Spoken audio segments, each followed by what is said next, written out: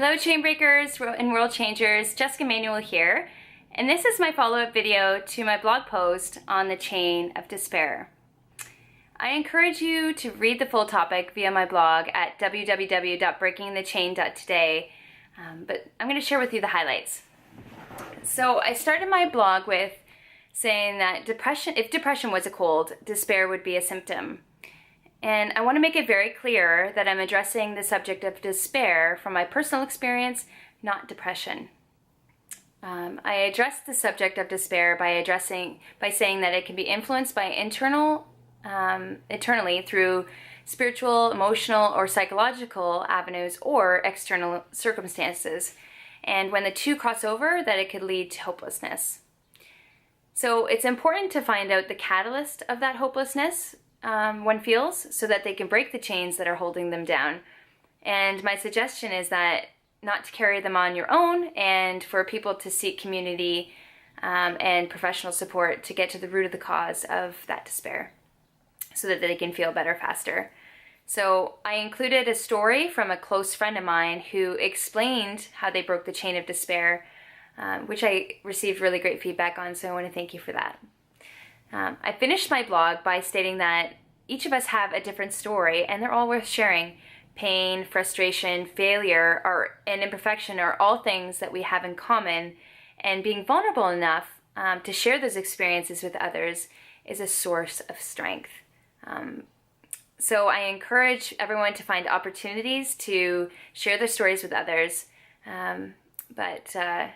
So those are the highlights, and I'm going to address the questions from my readers. The first one was, since you witnessed a friend of yours going through despair, what do you suggest that I do if I'm in the same situation and need to support someone who is suffering?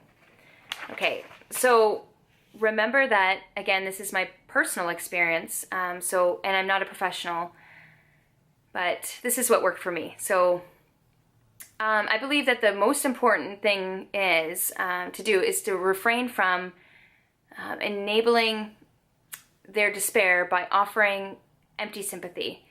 And what I mean by that is saying like, oh, everything's going to be fine and don't worry, you're going to be okay, that's fine. When in reality, you're refraining from telling them the truth and potentially making them accountable to the parts of the situation that they can control. Now, of course, this is not easy, and I'm not ignorant to that, but you do them a greater service by asking them the right questions that would get to the root cause of their despair. And from there, you can seek out possible solutions that would put them in a position to pull themselves up. Consistency in being a friend that they can trust and lean on, will be invaluable for them. And maybe all that they need.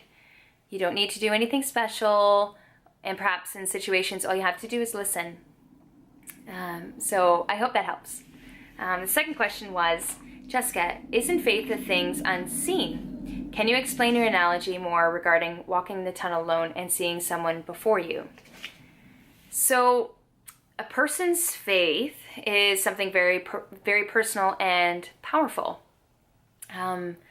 But we also should remember that it's internal, so hence it being unseen. What happens internally expresses outwardly into people's actions, but faith can be the very lifeline that can liberate someone from despair, or a lifeline that could be the light at the end of that tunnel. So I made that reference so that people would understand that faith is like having hope for something better, while despair is looking at your circumstances around you, and it's very dark and lonely that way.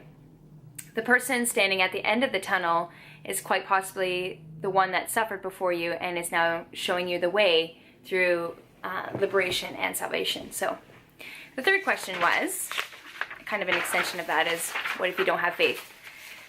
So regardless of what one chooses, I believe that faith is inherent. So, which means like we all carry it, even when we don't think we do. So obviously, someone of a particular religion believes in a specific creed, but even an atheist has faith.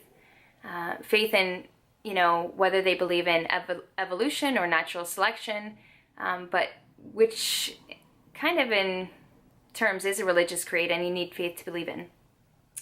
You have faith to get up in the morning. You have faith that your commute to work is going to be safe. You have faith that when you eat something, it's not going to lodge in your throat. So faith is really everywhere. So that's it. So I hope this helps someone. And I want to thank you all for giving me some questions, and I encourage you to do so, continue to do so. And next week I will be writing on the subject of excellence and what it means to do everything with excellence. So I hope you have a great week, and thanks again for watching. Bye for now.